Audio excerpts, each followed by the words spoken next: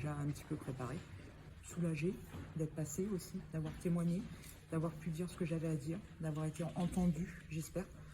Parce que écouter quelqu'un qui parle, c'est une chose, mais l'entendre, c'en est une autre. J'espère que ça va bien résonner dans sa tête et que de toute façon, au pire des cas, s'il ne le fait pas par lui-même, la justice le fera.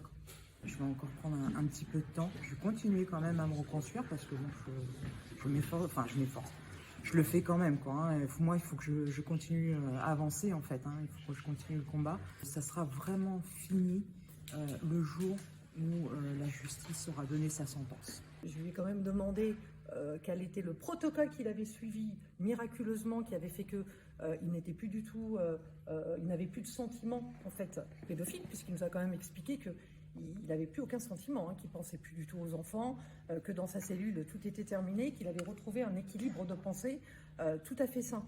Et lorsque je lui ai demandé en fait quel protocole, il n'a pas su nous expliquer, si ce n'est que le fait d'être en détention, c'est ce qui a fait qu'il s'est interrogé, donc il s'attribue tout le bienfait tout seul, et qu'il est arrivé effectivement à se soigner tout seul.